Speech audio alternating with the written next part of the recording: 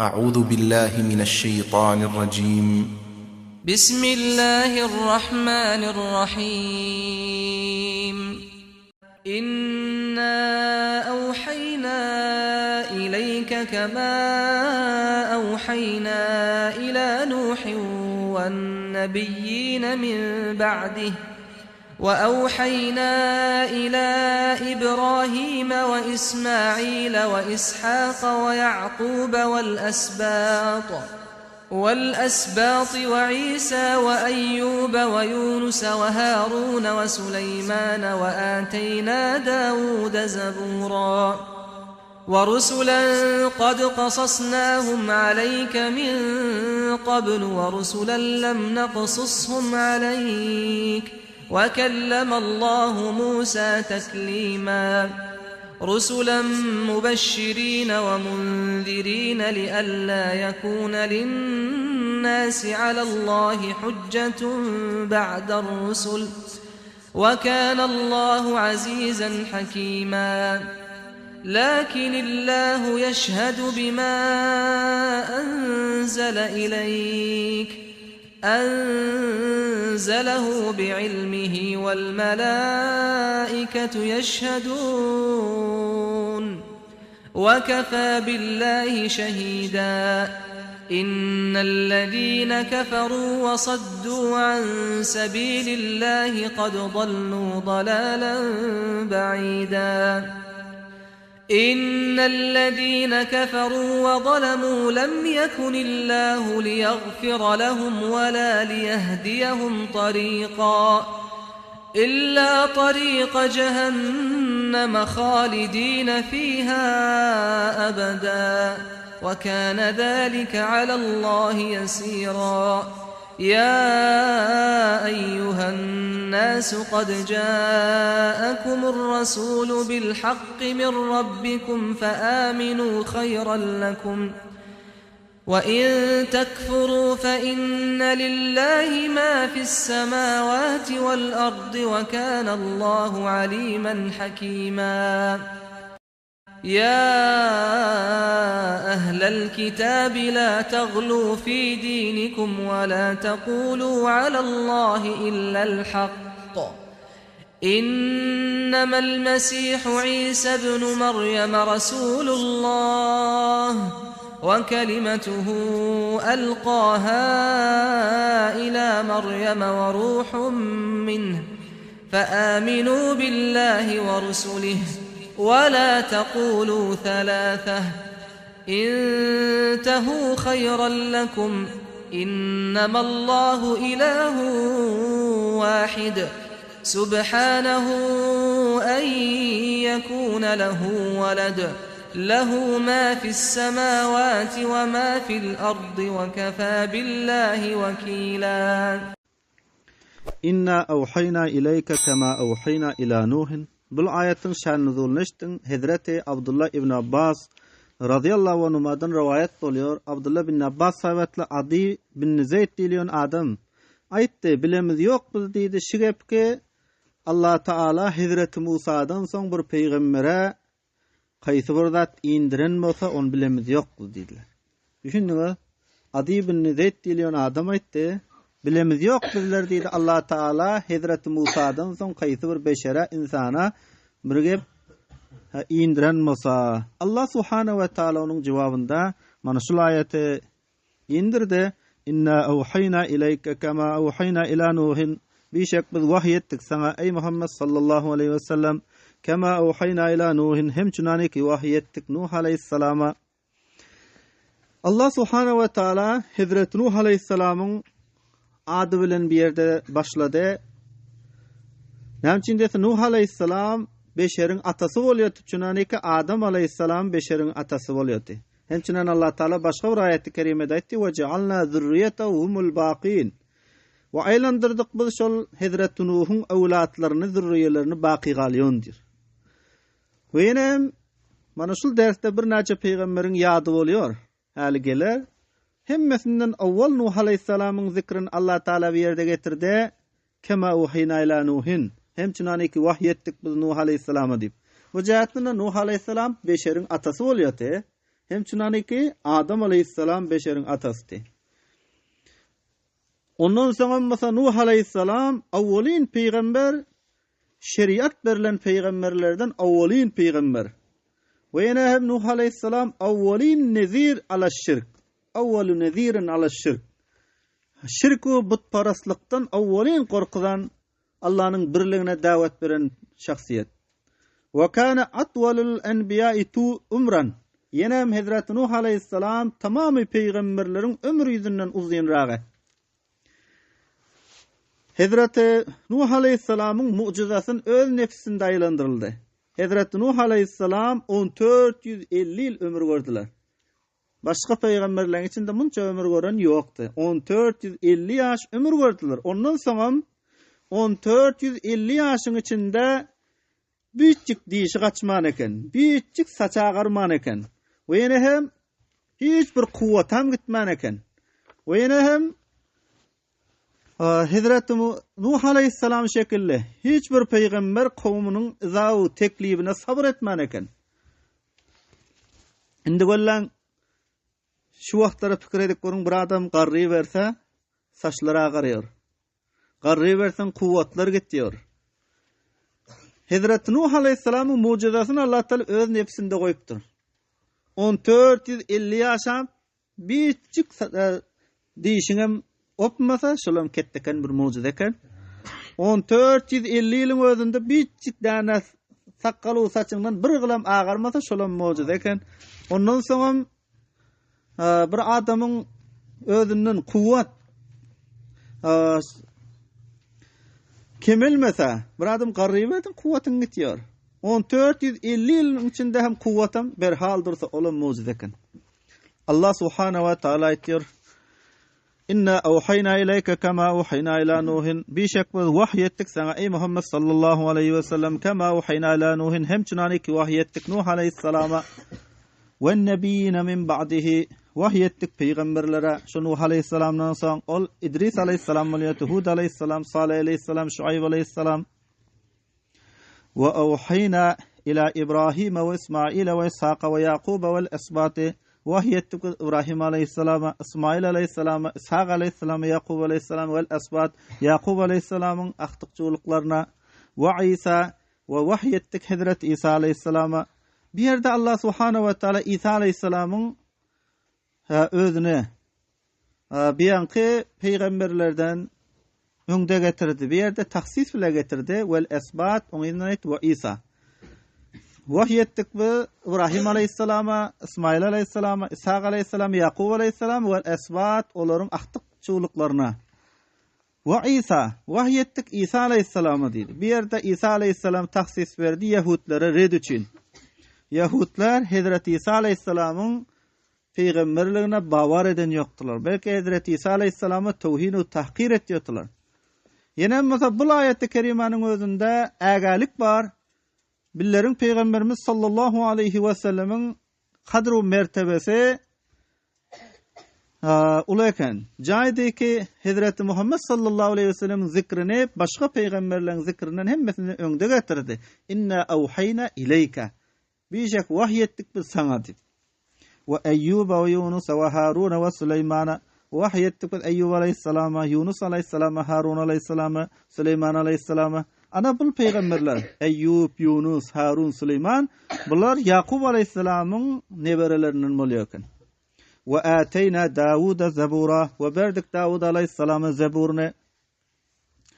Allah subhanahu ve taala ettir ve ateyna Davud'a zebura. Ve berdik Davud aleyhissalam'a zeburne.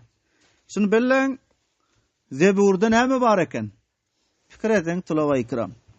Zebur, Davud aleyhissalama verilen kitabı asmani. Onun özünde 150 sura var eken. Zeburda 150 sura var eken. Hüküm yok eken. Halal haramım yok eken.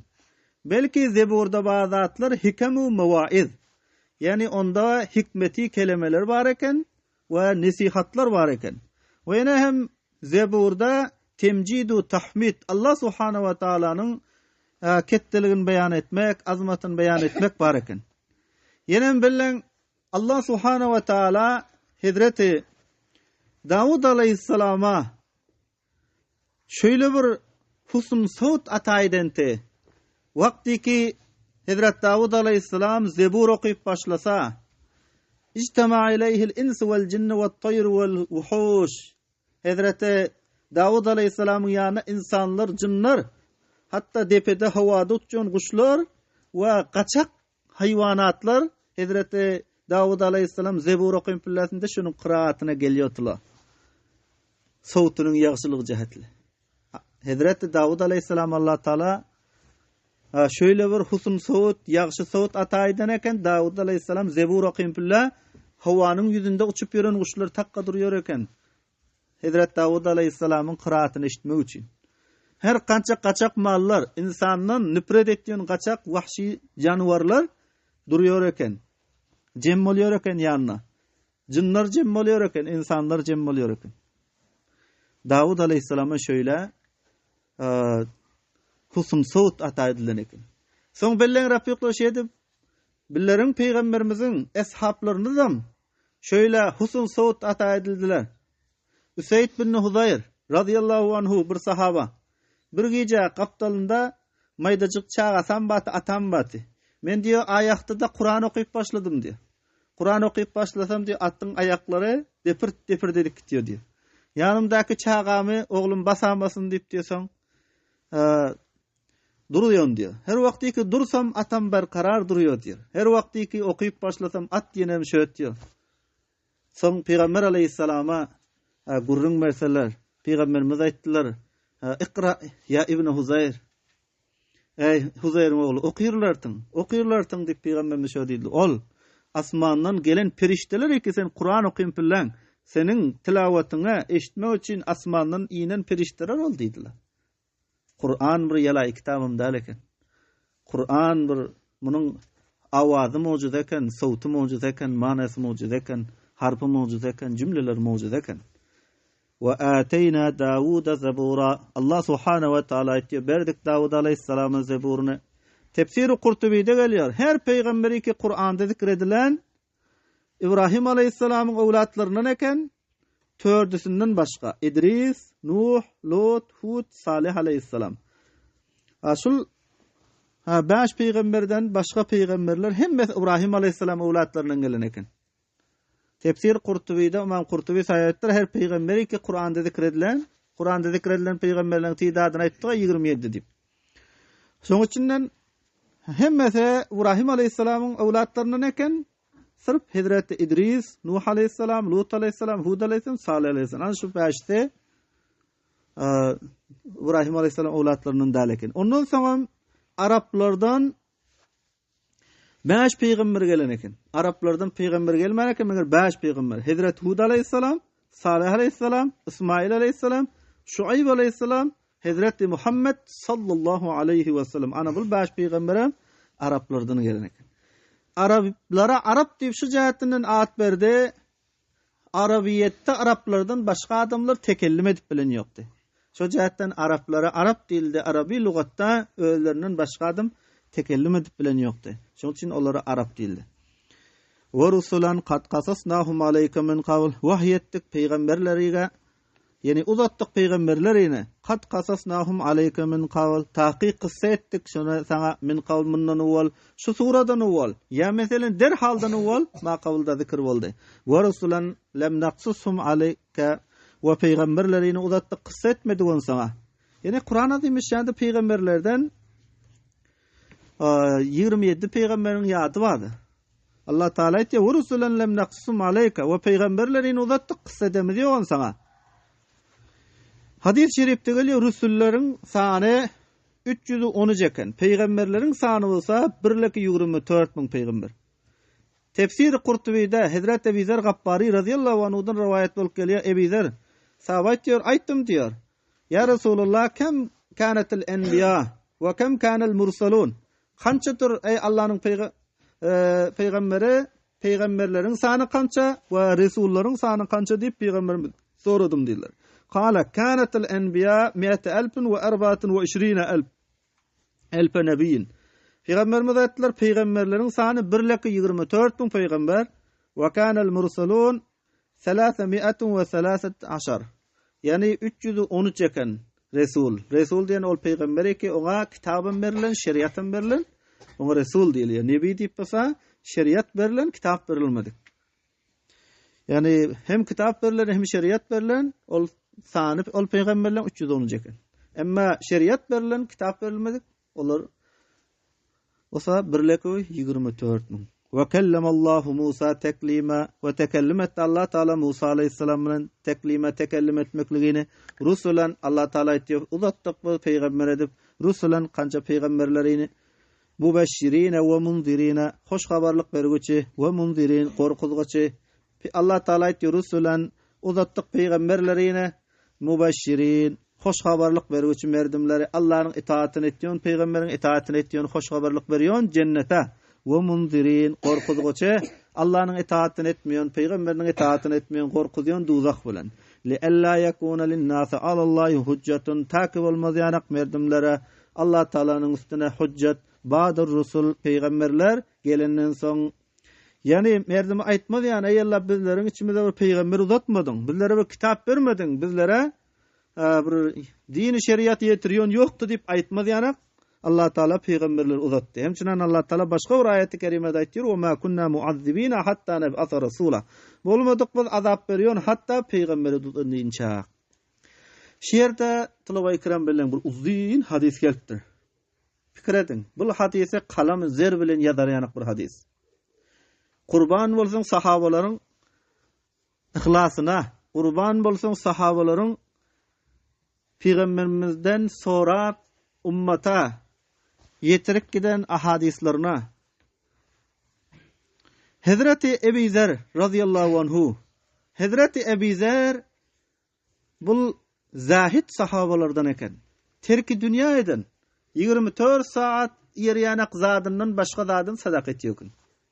Hazreti Ebu Zer radıyallahu anh şöyle şahsiyetil sahabalardan bolmaly mütevekkil 24 saat yeryan zadı bolsa ondan izapasını sadaka veriyor. Şunça bir mütevekkil eken. Yani dünyanın zadını düşürmüyor eken. Şöyle bir hemi wagtlarda roza tutýan, köp wagtlarda roza tutýar eken. Akşamlar namaz okuyor eken. Hatta bu adam Allah'ın ışkında ahirede abad etmekte hile sabkat eden sahabe eken. Bu sahabanın ihlasını görün. Peygamberimizden kança zatlar sorapdyr. Peygamber Huda sallallahu aleyhi ve sellem hem her bir sowalyna onuň jogap beripdir. Uzun hadis. Mana şu ayetin zeylinde ulamalar yazan eken kulak asın. Hazreti Ebu Zer radıyallahu anhu aytdy: "Dakhaltul mescide fe iza Rasulullah sallallahu aleyhi ve sellem jalisun wahdah." Men diýip Mescid-i Nebewi'ye girdim diýär. Resulullah sallallahu aleyhi ve sellem ýetike jogap ekenler diýdi mescitde. Pejelestu iley. Resulullah sallallahu aleyhi ve sellem ýanynda menen barıp oturdum diýdiler. Faqultu ya Resulullah. Soň aýtdym diýdi: "Ey Allah'ın peygamberi, inneke emerteni bis salati femes salat." Ey Allah'ın peygamberi, bizlere namaz okumak buyuruyorsun. Namaz narakam bir ibadet. Qala es-salatu hayrun mawdu'un fastaksara aw istaqalla. Peygamberimiz aytdylar, namaz bir ýagşy mawzu, ýagşy bir waz edilen zat. Köp etdi ya az etdi, hile namazyň özüni staýyş etdi peygamberimiz. Qal rawiyeti qultu ya Resulullah fe eyyul a'mali afdalu. Hazreti Ebu Zer radıyallahu anhu aytdym de ey Allah'ın peygamberi, amallaryň kaýsyragy ýagşydyr? Kaýsa amallar afzal terin amal? Qala imanun billahi ve cihadun fi sabili. Peygamber Huda sallallahu aleyhi ve sellem aytdylar, afzal terin amal imanun billah, Allah Teala'ga iman getirmek ve cihadun fi sabili, Allah'ın yolunda cihad etmek. Qultu ya Resulallah fe eyyul mu'minina afdalu. Hazreti Ebu Zer radıyallahu anhu aytdym diyor, ey Allah'ın peygamberi, fe eyyul mu'minina afdalu, musulmanların kaýsy ýagşy? Qala ahsanuhum hulukan. Ol Hazret sallallahu aleyhi ve sellem Hazreti Ebu Zer radıyallahu anhu'nun sowalynyň jogabynda aýtdylar, ahsanuhum hulukan, musulmanlaryň, mu'minleriň kelemegularyň ýagşyragy ahlak ýüzünden ýagşyragy. Ol musulman eken onuň ahlaky ýagşy, iman ýüzünden ana şu musulman ýagşy. Peygamberimiz aýtdylar, ahsanuhum hulukan, musulmanlaryň ýagşysy ahlak ýüzünden gowragy. Qultu ya Resulallah fe eyyul muslimine eslemu. Son Ebu Zer sayıp diyor. Aytdım de ey Allah'ın peygamberi fe eyyul muslimine eslemu. Musulmanların kayısı salamat kalyanrak. Kâle men selimel nâsu min lisanihi ve yedihi. Peygamberimiz ayttılar musulmanların merdimlerin teklibinden yaha kıyametin kıyınçılığından salim galyon kim dip sorasa musulmanların kayısı salim galyon rak. Peygamberimiz ayttılar men selimen nâsu min lisanihi ve yedihi. Ol adamı ki salamat kalsa merdimler onun dilinden ve elinden. Ol adam salim rak eken onun öyle eli bilen hiç kime teklif getirmese, dili bilen hiç kime teklif getirmese, dili bilen kaysı bir adamın üstüne gıybat, buhtan, kizip, tevhin, bu zatları getirmese, eli bilen ama hiç bir adamı teklif vermese. Hazreti Ebu Zer radıyallahu anhu gollan, yine Resulullah sallallahu aleyhi ve sellem'den sonra etmen koymadılar. Kultu, ayttım diye ya Resulallah fe eyyül hicreti abdalu. Ayttım diye ey Allah'ın peygamberi kaydı hicret yaxşıdır. Şerde bir zat bellen tulubay kiram. Ulamalar tapsaňy, ulamalardan ilim maksady oturmaly eken. Ulamalar peygamberliň janişini. Öyle Hazreti Ebu Zer radıyallahu anhu peygamberimizi mescitte tapdylar. Ondan kança yaxşı sowal edip öz dünyasında ahiretine kemayedir yana zatlar uğranıp aldılar. Şu jagatly ulamalar ki peygamberlerin janişini bolýar onam tapdyň. Ondan sonra kaýsy bir zat uğranıp oturmaly eken. Hazreti Ebu Zer radıyallahu anhu aytdım diye ya Resulullah fe eyyül hicreti abdalu. Hicretlerin kaýsy yaxşyrak? Qala men hajara sayyiat. Peygamberimiz aytdylar hicretlerin yaxşyrak ol adamy ki günahını terk etýär. Sonra Hazreti Ebu Zer radıyallahu anhu aytıyor. Kultu ya Resulallah fe eyyus salati abdalu. Tulubay kiram bilen Hazreti Ebu Zer radıyallahu anhu aytıyor. Aytdım diye ey Allah'ın peygamberi namazın kaysır yaxşıraktır. Fe eyyus salati abdalu. Namazların kaysy abdalrak, kaysy namaz yaxşırak. Tiz okuyan namaz yaxşymy? Sıstıra okuyan namaz yaxşymy? Kaysy rakam namaz okuyuşlyk yaxşı dip Peygamberimizden soradım dediler. Qala tulul kunuti. Peygamberimiz aytdılar afzal terin namaz ruku sujudu qiraatı uzun edip okuyan namaz. Şu cihetinden bazı namazlarda mesela ertin namaz biyanqı namazlarda kança uzun qiraatı bilen okuyor. Afzal terin namaz şulekan tulul kunut. Huşu huzu uzun. Mesela qiraat eden pilläňiz qiraatlary billa pikir edip okuýsaň. Meselem rukuda hem hile bir ýaxşy tarikada ruku etseň, secdeden pilläňim ýaxşy tarikada secde etseň, ol namaz madadym berýärsiň. Şu tertipde bir adam namaz okuýsyn. Näme diýeniňe pikir edip, närakam okuýny, ol ibadatyň özünde hile maza bolýar. Şu jahatdan afzal terin namaz tulul kunut. Yani kunutu uzun bolsa, huşu uzun. Qiraatlar uzun edip okulsa. Faqultu ya Resulallah fe eyyus siyam abdalu. Qurban bolsun sahabalaryň ihlasına hemme zatlar sorapdyr maşallah. Hazrat Ebu Zer saýyp aýtdy, aýtdym diye ey Allah'ın peygamberi fe eyyus siyam abdalu. Rozalaryň kaýsy ýaxşy? Peygamberimiz aýtdylar farzun mujzayun we an indahu ad'afun kesira. Farz roza hemme rozalardan ýaxşy, farz roza jeza berilýär. Şol farz rozalaryň ýanynda köp bile duçent iki barabar sowaplar bar. Allah Taala ozy hoşhallyk bilen ey Allah bizlere tamam musulman la ilahe illallah Muhammedur Resulullah diýen şahsiýetler kerratyn mirrat bar. Ramazan mübarek şekilde ýaşyr aýlara özi ýetirsin. Hazreti Ebu Zer radıyallahu anhu aytıyor. Aytdım diyor ya Resulullah fe eyyül cihad abdalu. Sahabalaryň ihlasına qurban bolsaň hemme zady sorapdyrlar maşallah. Hazreti Ebu Zer saýyp peygamberimizden soradym diýdi. Ya Resulullah fe eyyül cihad abdalu. Jihadlaryň kaýsy ýaxşyrak? Qala men aqara jawaduhu we uhriqa damuhu. Peygamberimiz aýtdylar abdal terin jihad ol adamy ki onuň aty maňalyk başa gurup ýykylýar, onuň gany aktyrylýar.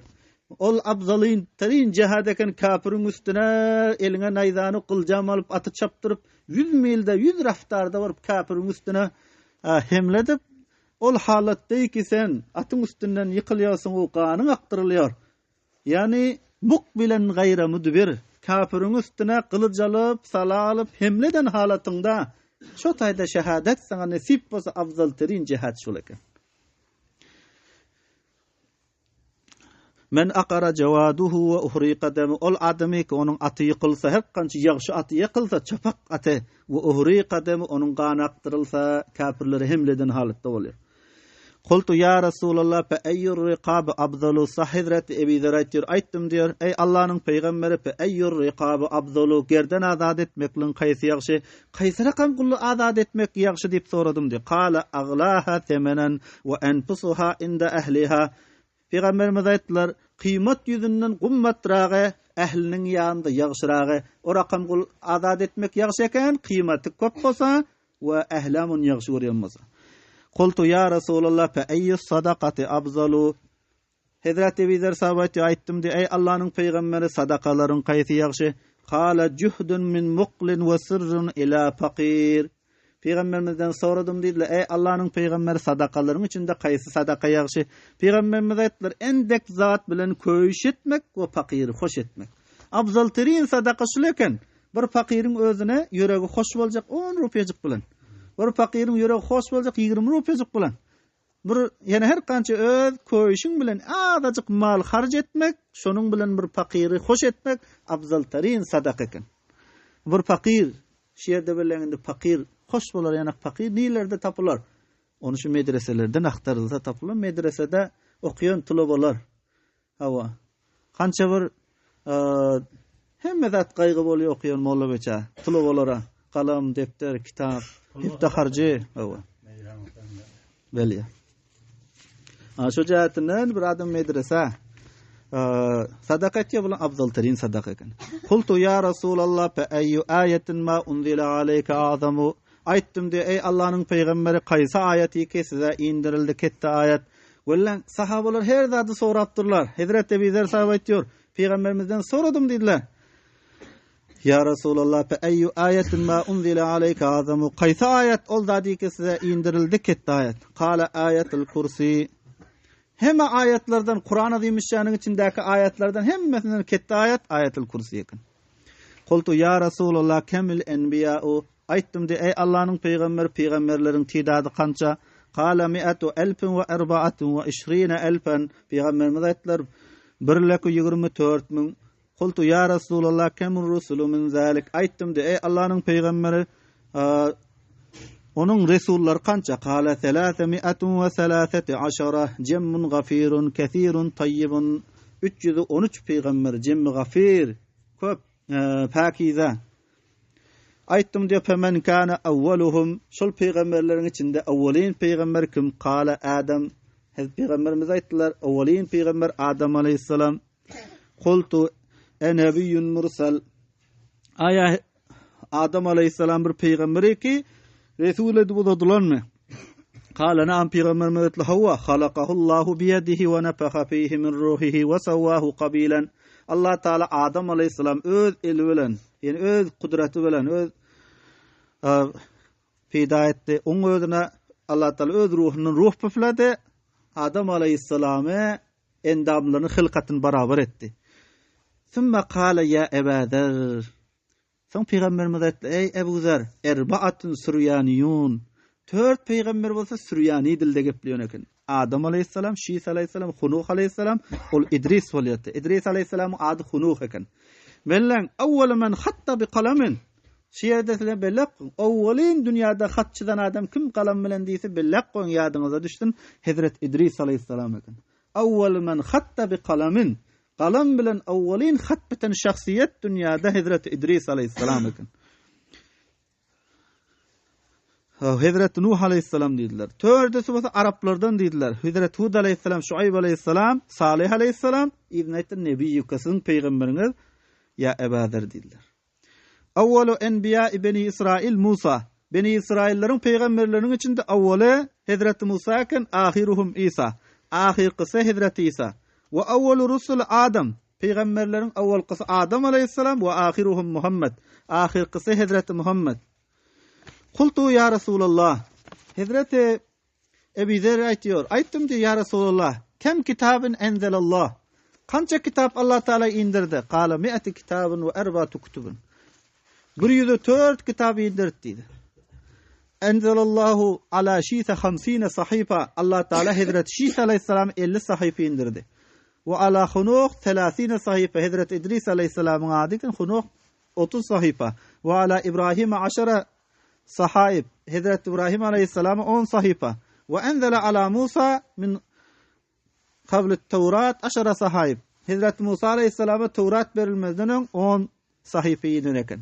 Ve enzelet Tevrat vel İncil ve Zebur vel Furqan. Allah Teala Tevrat, İncil, Zebur, Furqan'ı indirdi. Hazret Ebu Zer radıyallahu anhu aytdım diyor. Gollan kança uzun hadis bul. İhlasını görün sahabaların. Peygamberimizden ahadis eşitmekte onların ihlasını görün. Aytdım diyor. Ya Resulullah ma kanet suhufi İbrahim'e. Nämedir İbrahim aleyhisselamın sahifaları? İbrahim aleyhisselam sahifalarında näme batı diýip soradym diýip qala kanat emsalen kulluha. Hazrat İbrahim aleyhisselam verilen sahifalarda barda hemmet misallar eken. Mana şu şekilde gepler bar eken. Ya eyyuhel melikul musallitul mubtali el maghrur inni lem ab'uthuka li tecma'a dunya ba'daha ala ba'din.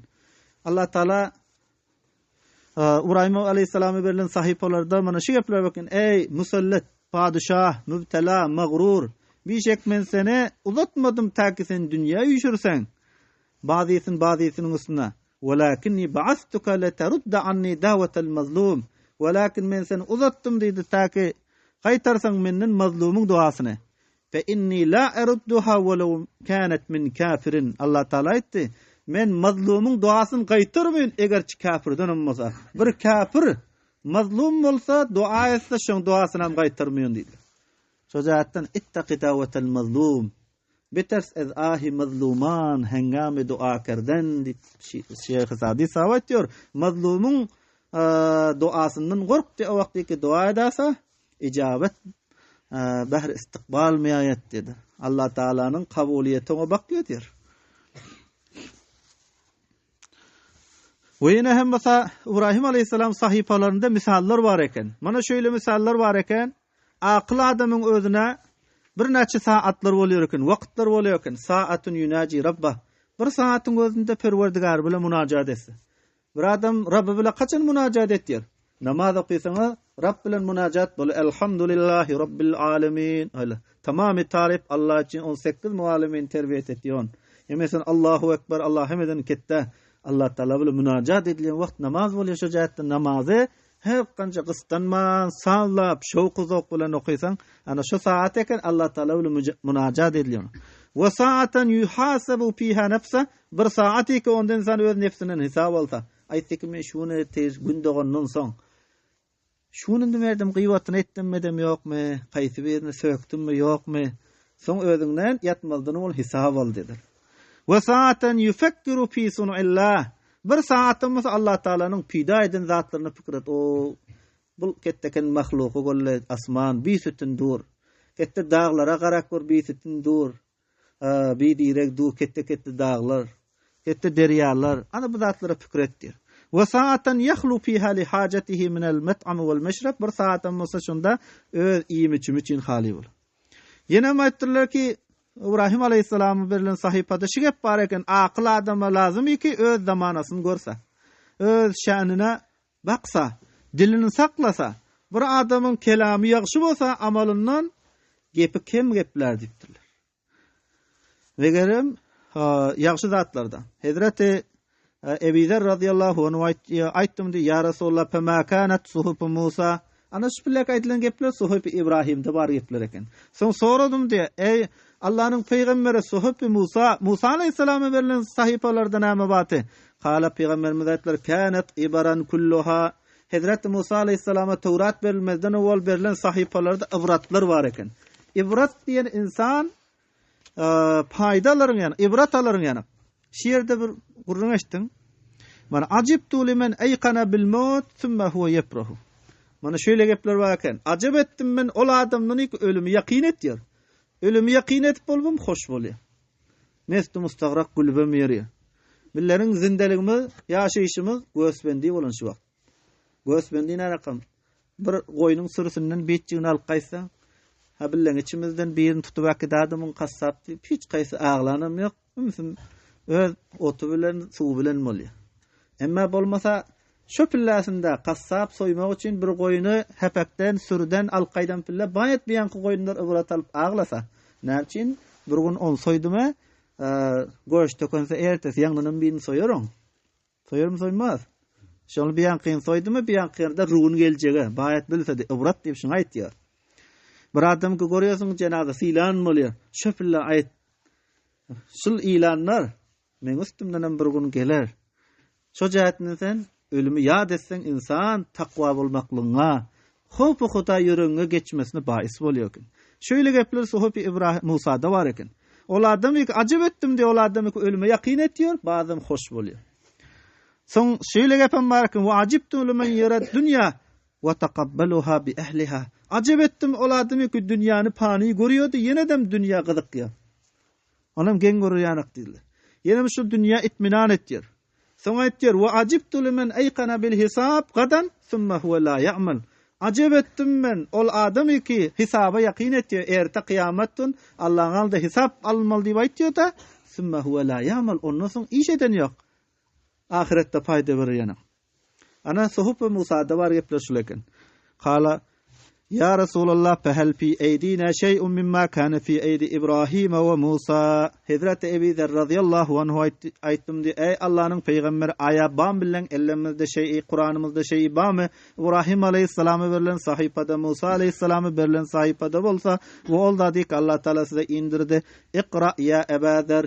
Peygamberimiz etdiler, ey Ebu Zer mana şunu oky, "Qad aflaha men tezakka we zekara isma rabbih fasalla bel tu'thirunal hayatad dunya vel ahiratu hayrun ve abqa. İnne hâzâ lefis suhufil ula suhuf İbrahim ve Musa." Kur'an'da da makan. Tahqiq kamyap ol adamy ki öz nefsini pak etdi. Şirkden, riyadan, kibirden, ujupdan. Ve zekara isma rabbih öz perwerdigarynyň adyny zikretdi. Fasalla bes namaz okydy. Bel tu'sirunal hayatad dunya, belki zile dünýäniň zindeligini terjih berýärsiňiz. Wal ahiratu hayrun we abqa, ahiretiň özü hemişe galyon baqy bolar. Bijek şunuň öz öňküleriň sahypalarynda Musa aleyhissalamyň we İbrahim aleyhissalam sahypalarynda. Qala qultu ya Resulallah usni indi gollan. Şunça gepler soradylar. Pikir edin o tulabay kiram pikir. Şunça gepler Hazrat Ebi Zer radıyallahu anhu peygamberimizden soradylar. Soňa etdiler, ey Allah'ın peygamberi indi bana tapşırın dediler. Men näme işlere deyin? Bana wasiýet edin. Bana tapşırın siz dediler. Ya Resulullah usni. Hazrat Ebi Zer etdi, ey Allah'ın peygamberi bana wasiýet edin. Qala usika bi taqvallah. Hazrat Resulullah sallallahu aleyhi ve sellem etdi, wasiýet etdim men sana bi taqvallah. Allah'dan gorkup yaşamaga, takwalyk etmeklige, fe innehu ra'su emrika besbijek takwalyk sen emrin başı. Son aýtdym diyor. Ya qultu ya Resulullah usni. Bana wasiýet edin. Peygamber aleyhissalam etdi, usika bi taqvallah fe innehu ra'su emrik. Takwalyk et bilen sana wasiýet etdiň şol emrin başı. Qultu ya Resulullah zitni. Son aýtdym di, ey Allah'ın peygamberi bana ziýadyrak bollan. Talibulum baya her kança tişne bolsa eken. Tulabay kiram, kalamy zer bilen bitilerýän gurrun şu gepler belleseňiz. Talibulum tişne bolsa eken. Talibulum her kança eşitmedik geplerini eşitjek bolup, bilmedik zatlaryny biljek bolup, şoňa şowku tişne bolsa eken. Hazrat Ebi Zer zaym ihlasyny görüň. Qultu ya Resulullah zitni. Aýtdym de, ey Allah'ın peygamberi ziýadarak tawsiýe ediň maňa. Qala iyyaka ve kasrataz zihki. Peygamberimiz etli uzak tut özüňi köp gülmekden, fe innehu yumitul qalba ve yezhabu bi nuril vajhi. Köp gülmekliň öz ýüregi öldürýär, insanyň ýüzüniň ýaktysyny giderýär diýdi. Qultu ya Resulullah zitni. Yenem aýtdym de, ey Allah'ın peygamberi ziýadarak maňa tawsiýe ediň. Qala aleyke bil jihadi fe innehu rahbaniyetu ummati. Peygamberimiz etdiler, lazym saňa jihad etmek Allah'ın ýolunda. Ol meniň ummatynyň rahbaniyeti. Aýtdym diýer, zitni.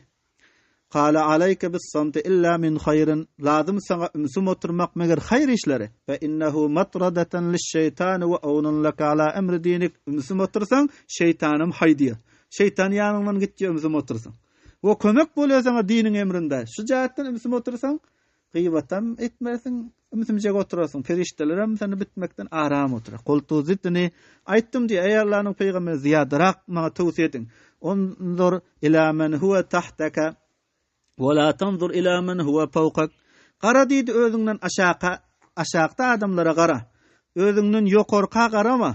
Fe innehu ejderu an la tezderini ni'matallahi aleyka. Besbeşek laýyk eksen Allah Taala'nın ni'matini kim bilmesen. Bir adamyň özüňden ketde görlen. Bir adam görýärsiň 20 menzil jaý edip goýupdyr. Oňa garasaň menem şundan jaý etsem diýersiň. Şo jaýatdan şu rakam jaý etjek bolup kança gaflat edersiň namazdan, rozadan. Şol sepil sergerden işlersiň. Özüňden aşağı gölle diýdiler. O iki ayagy ýok, ikili ýok. Sürpünüp ýüren adamlarym men merdimden 5-4 rupiýa çendedip dilap. Şu rakam adamlarym Allah Taala'nın rızkynyň iyi biçip ýör. Şulaňam rızkyny berýär. Soň pikir ediki bir eli ýok, bir ayagy ýok adamlar. Olaram Allah'ın rızky rozyny içip ýör, ýyp ýör, içip ýör. Şu zatlar özüňden hulasa aşağı garasaň Allah Taala'nın nimetini hatdan çıkarmayasan eken. Kim bilmesin. Sen diýdiler özüňden aşağı gara, özüňden ýokara garama diýdiler. Laýyk Allah Taala'nın nimetini kim bilmesin. Yine Medret Ebider sahip soratla kultu zitni. Ey Allah'ın peygamberi ziyadarak edin bana diýdim diye. Qala ahbibil masakin ve jalishum. Miskinler dost gör. Miskinlere zadi ýok adamlary dost gör. Ve jalishum. Şol miskinler bilen otur. Fe innehu ejderu an la tezderi ni'matallahi aleyka. Besbeşek laýyk eksen Allah Taala'nın beren nimetine ýatdan kim bilmesen. Miskin adamlar bilen oturur, miskinler dost gör diýdiler. Allah Taala'nın nimetini kim bilmesen. Bul kim bolýar? Miskin adamlaryň sohbetinde de oturmaly eken. Kafirler mescitlere tebliğ cemaatleri gelýär, miskin adamlaryň şol. Hemme harcı masrafyny özlerine edip. Şirincek kelam aýdyp. Kança bir aciz gözlerinden balka katra ýaşlar dökülipdi. Ýanynda otursaň kança begenýärler. Peygamberimize aýtdylar Hazreti Ebu Zer'a, maňa ziýadrak tawsiýe ediň diýse, ýagşy adamlar dost gör, miskinler dost gör, olar bilen otur. Besbeşek laýyk eken Allah Taala'nın nimetine naşükür bolmasaň, kim bilmeseň diýdiler. Kultu zidni Hazreti Ebu Zer aýtdym diýe ziýadrak tawsiýe ediň maňa sil qarabataka. Peygamberimiz aýtdylar karabatyň bilen, ýani karabatyny goşgun. Öz gulay goltuklaryň bilen karabatyny goşgun. Wa in qata'uka egerçe seni karabatyny gyrkan bolsalar, sen bilen barışı gelişi goýan bolsalar, sen şu rakam karabatyň bilen çatyl. Kultu zidni Hazrat Ebu Zer sahip aýtdym diýär, zidni ziyade ediň maňa tawsiýany. Ýene tulaba näme bolmaly eken, tişne bolmaly eken. Hazrat Ebu Zer näme tuluby hadisde, Peygamberimizden hadis talap edip otýardy. Aýtdym diýär, ziyade ediň ma qala qulil haqqa wa in kana murran. Hazrat Ebu Zer sahip Peygamberimiz aýtdylar, maňa ziyat tawsiýe ediň diýse, haqqa aýtgyn, egerçi haq aji bolsadym, haq bolsa aji ol. Ýene bar belleň. Ýa-da aýtdylar, kultu zidni aýtdym diýe ey Allah'ın peygamberi ziyadarak tawsiýe ediň. Qala la tagab billahi lawmata laim. Korkma Allah'ın ýolunda melametçiniň melamatynyň. Ol tawsiýesinde aýtdylar, haqqa aýtgyn aji bolsa da belleň derrew bir haq aýtsaň, merdimiň özüne bet täsir etýär. Lekin haq eger Allah'ın razyligi üçin aýdylsa, bir täsir galmýar. Ondan sonra kabul etýän taply 4-5 adam gulagyna bir rakamrak baryp seni ýek görsedem, kança adamlar ýagşy görýän bolýar. Peygamberimiz aýtdylar, haqqa aýtgyn egerçe haq aji bolsadym. Ondan sonra maňa ziýade etdiler. Aýtdylar, la taqab billahi lawmata la'in. Allah'ın ýolunda melamatçynyň melamatyny gorkma. Haq aýtsam maňa wahhab diýerler. Haq aýtsam diwana diýerler. Haq aýtsam meleň diýerler. Haq aýtsam bul o rakam diýerler, bir rakam diýerler. Melamatçynyň melamatyndan haq aýtmakda gorkma diýdiler. Ondan soň ziýade etgin maňa diýse, Peygamber aleyhissalam aýtdylar, ýani özüňe dost gör, ol da diýki merdime dost görýärsiň. Özüňe dost gör diýdi, ol da diýki merdime dost görýärsiň. Merdime sökmeklige, özüňe bir adam sökse hiç kim dost görmeýär. Şu şekilde senen başga sökmeklige dost görme. Ondan soň diýär Hazrat Ebu Zer tabiatçy Peygamber aleyhissalam elim bilen sinäme kakdylar diýär, şerime diýär. Aýtdylar diýär, Ebu Zer la aqla ket tedbir. Ýok, akıl diýdi, tedbir şekilde. Mesela akıldanlık näme kadimi tedbir şekillek akıl yok. Mesela tedbir diyene akşam mutala edip koyuyorsun. Tedbir edip ertek alacak dersini mutala edip koyuyorsun. Mesela bunun sigası bu zat, bunun cümleleri bu zat, bunun üstünde bu şarkı çıkıyor, bu zat çıkıyor. Mesela sizden ilmi misal verip otayım. Ya mesela bir adam bir tedbir etiyor ki mesela dukandarlığa bir tedbir etiyor da. Mesela bunu munçadan satan, onu onçadan satan şu tedbir oluyor. Yok akıl deydiler tedbir şekilde. Vela ver'akel keffe. Yok takvalık günahdan saklanmak şekilde. Takvalık günahdan saklanmak şekilde takvalık yok. Vela hasabaka husnul huluk. Yok hasab deydiler hoş ahlaklık şekilde. Ve kellemallahu Musa teklime tekellemet Allah Teala Musa aleyhisselam ile tekellim etmekliğin rusulen Allah Taala aytıyor uzattık peygamberlerini mübeşşirine ve munzirin hoş haberlik verici korkutuyon li alla yekuna linnas alallahi hujjatun takib olmayan merdimlere Allah'ın üstüne hujjat ba'da rusul peygamberler uzadılan soň bilen özüme peygamber uzatmadın kitabı indirmedin deyip aytmaz yani ve kanallahu azizan hakime boldu Allah Taala aziz iradeden zatında mağlup bolmaýar hakim hikmetli oldy ki tedbir etýän nübüwetiň emrinden.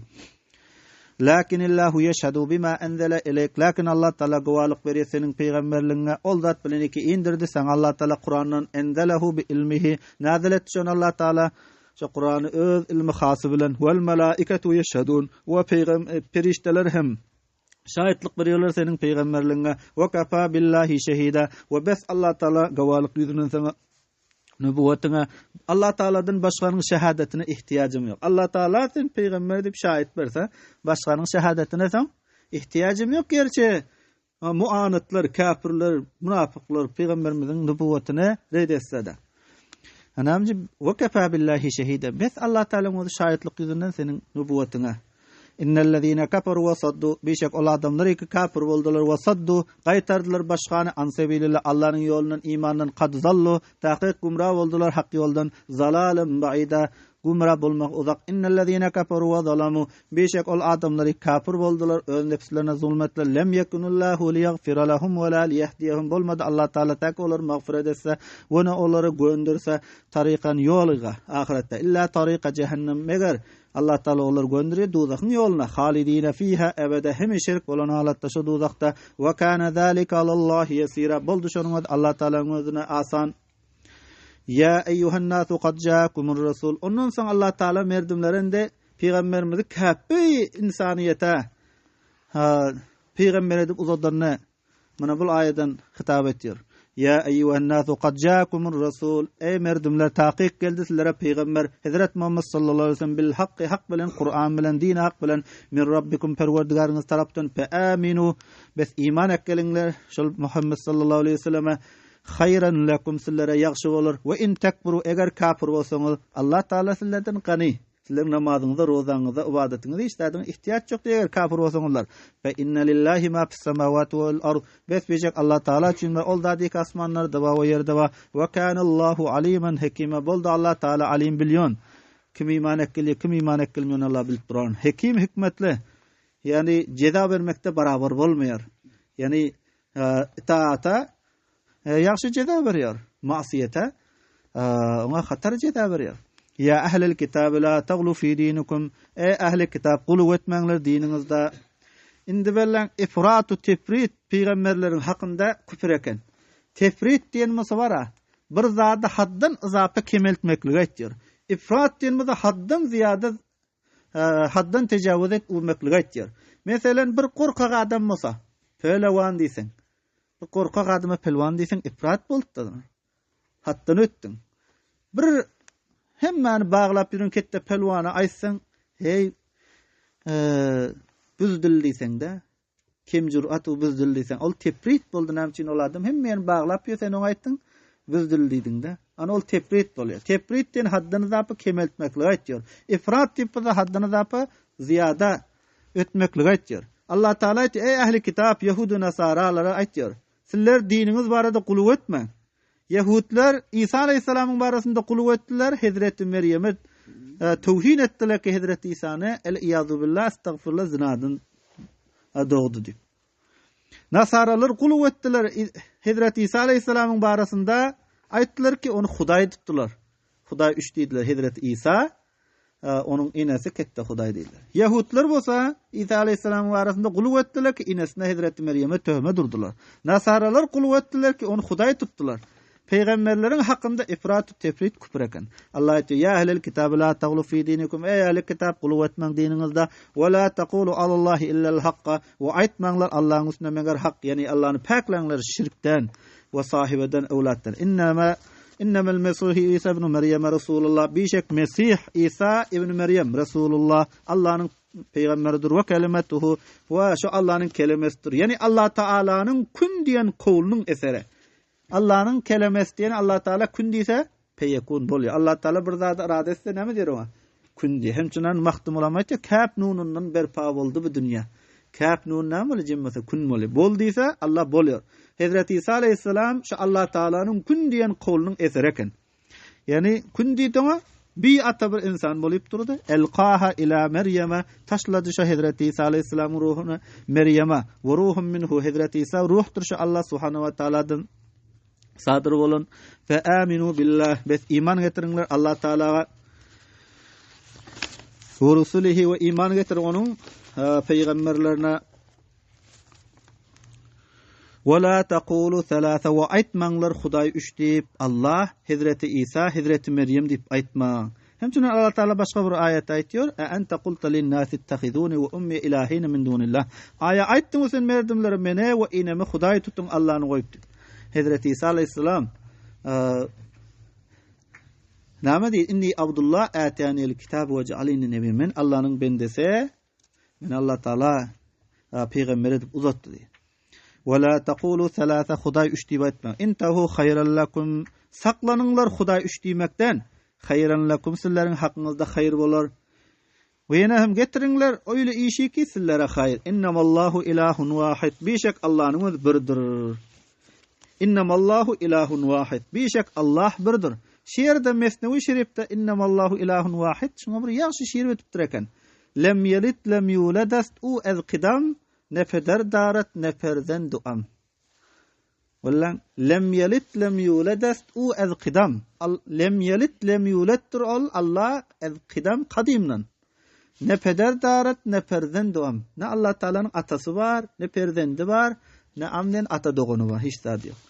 "Kullu şeyin zatuhu li şahidun, innamallahu ilahun wahidun." Kullu şeyin zatuhu li şahidun. Şair Arabi şiirde ettir. Her bir zatı ki Allah'ın zatı bana gowalyk berýär diýipdir. "Innamallahu ilahun wahidun." Beşek Allah. Şiirde etdiler ekran bellen. Allah'ın birligine delalet etýän misal. Bir adam inesinin garnynda 4 aýlyk hamil bolandan soň inen kança tatlary ýer? Her rakam zat ýer. Nan ýer, çay içýär. Emma lekin onda inen içinde kança guru sana şekil berýär. Iki sancak göz şekil berýär, kulak şekil berýär, burun şekil berýär. Emma inen biçi zat ýer. Bir nanın garnynda ýerýär. Ya biçi palawdan garnynda ýerýär, çorbadan garnynda ýerýär. Emma lekin Allah subhanahu wa taala o taýda kança bir nurani şekil döretýär sana. Qapqaraca saç sana pida etýär. Allah Teala'nın birligine delalet etýär. Şair aýtýar: "Kullu şeyin zatuhu li şahidun, innamallahu ilahun wahidun." Her bir zat iki maňa gowady, Allah'ın birligine gowaken. "Innamallahu ilahun wahid." Beşek Allah birdir. Subhanahu an yakuna lahu walad. Paklyk bolsun inşallah Teala'ga perzent bolmakdan. Näme üçin Allah Teala'ga barabar şey ýok. Leysa kemislihi şey. Allah Teala'ga barabar şey ýok. "Lahu ma fis semawati we ma fil ard." Barşol Allah Teala üçin ol zadyk asmanlarda we ol zadyk ýerde bar. "Ve kefa billahi vekila." Bes Allah'ın özü karsar ýüzünden, hafizu mudabbir ýüzünden. Şiirde bir gurrun eştin Hazreti Ubade bin Samit radıyallahu anhu Nebi sallallahu aleyhi ve sellem'in aýtdylar.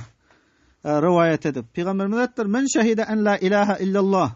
Bir adam gowalyk berse bir Allah'dan başga mabut ýoklugyna. Ve Muhammed sallallahu aleyhi ve sellem Allah Teala'nın bendesi peygamberi diýip gowalyk berse, Hazreti İsa Allah Teala'nın bendesi kelimesi diýip gowalyk berse, Hazreti İsa'ny Allah Teala Hazreti Meryem'e ilqa etdi. Allah Teala'nın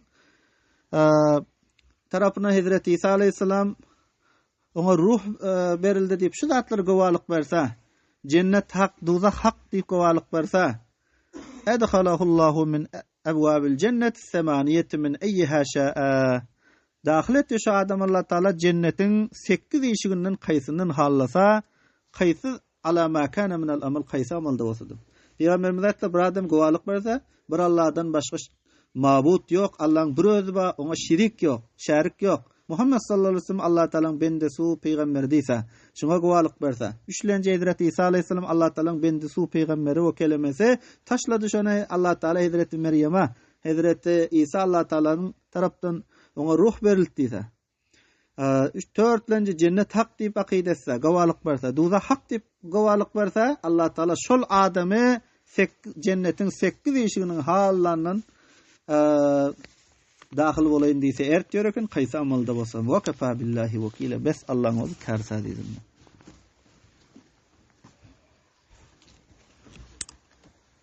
Kim oqisa bu Qur'an rahmat ona farawan cennet içre yogarman yari bolar bu Qur'an yari bolar bu Qur'an.